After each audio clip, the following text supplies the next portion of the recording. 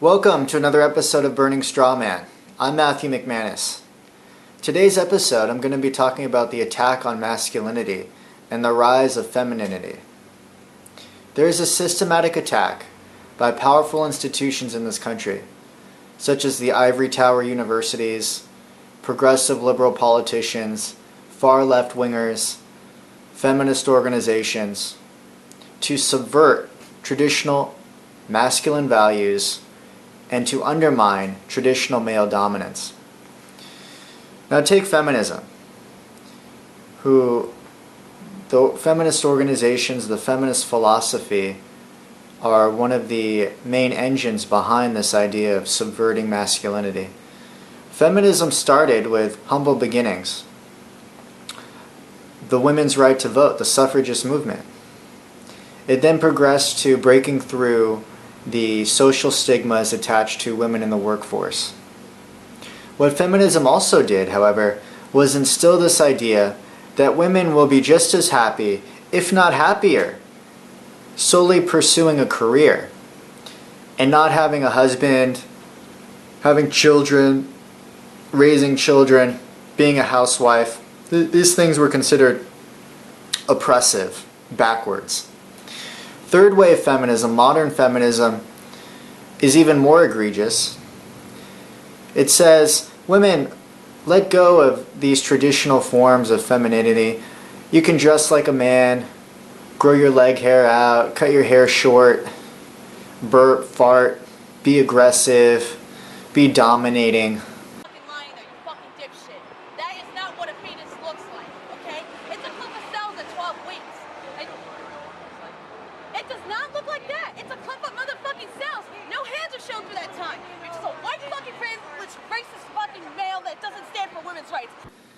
And it's all under the pretext that these things are going to make you happy. This is finally you achieving liberation, breaking out of these social norms. Not only do women today have equal treatment as citizens and in the workforce, but I would argue that in many ways they are more advantaged than men. Take the Me Too movement, for instance. Nobody should be subject to harassment regardless of their race, their age, their gender. What the Me Too movement has done, however, is create a hypersensitive environment in which even the slightest provocation, such as a unwarranted glance, word, gesture, touch, can be misconstrued as sexual harassment and essentially ruin someone's life. We can see, for instance, all these people, most of the victims were women and most of the aggressors were men. And not every case is backed by evidence. However, every case, the perpetrator was immediately judged by the kangaroo court of public opinion and their lives were essentially ruined. There are these myths, for instance, that women are paid so many cents to a man's dollar. This is bogus. If we were to actually look at the statistics from the Bureau of Labor, men are making more, they're earning more. Why? Because on average they're working more hours than women. If there is any sexism going on, we can see that it's on the other side of the coin. Women are graduating from college at a higher rate than men. They are a third more likely to be employed. So women, if we were to look at the historical context where we are now in America, you have more privileges than you have ever had throughout the course of human history. First of all, you don't live in Iran, you don't live in the Middle East, where women are systematically oppressed. You have the opportunity to compete with men in tech jobs, for instance. A lot of the, you could say, ancient work that was done, the prehistoric work, the work of our forefathers, involved mostly hunting, physical labor, work that women aren't necessarily inclined to do. However, with technology, women can now enter the workforce, compete with men. You guys can go outside and drive your car late at night because you have the car technology. We have guns. If someone who is bigger and stronger than you tries to take advantage of you, you can combat them, kill them. Now, let's take a look at the cultural phenomenon that is going on, which is men are routinely considered to be oppressors. Women are considered to be oppressed. We also look at this in terms of race. White men are considered to be the oppressors. Minorities are considered to be the oppressed. Look at the Urban Dictionary, for instance. You have terms such as white male privilege,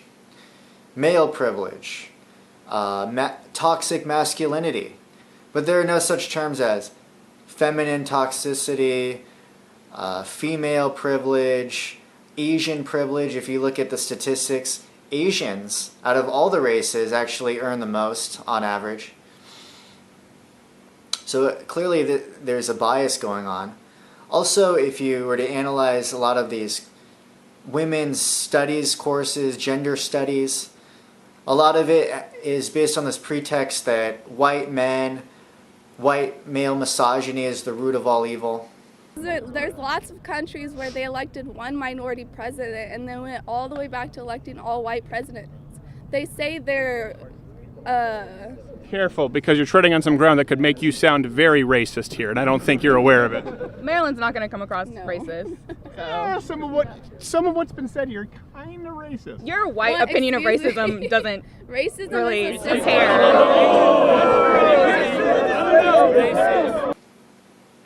Look at, for example, the media portrayal of men. Men are typically, oftentimes, portrayed as brutes with little intelligence, cold hearts, emotionally insensitive.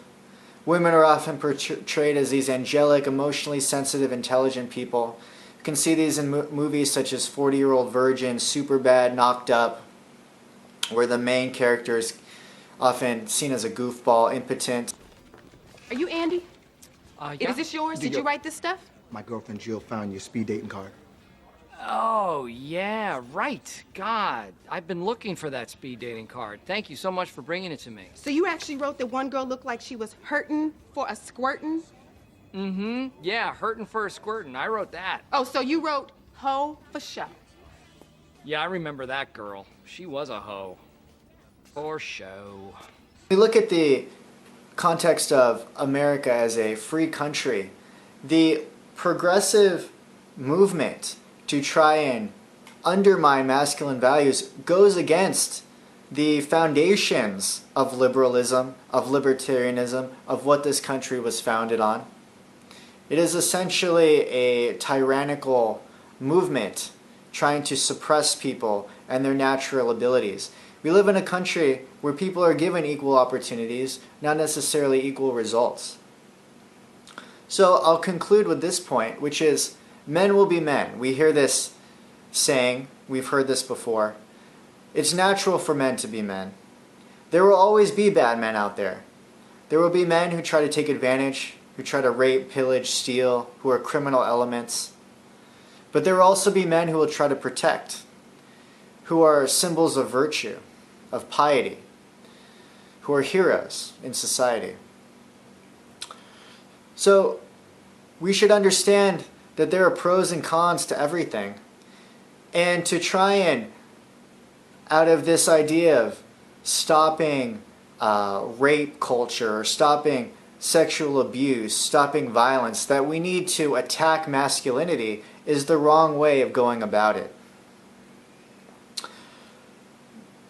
Masculinity, the patriarchy, has been responsible for the innovation of mankind since our Neanderthal cave-dwelling days.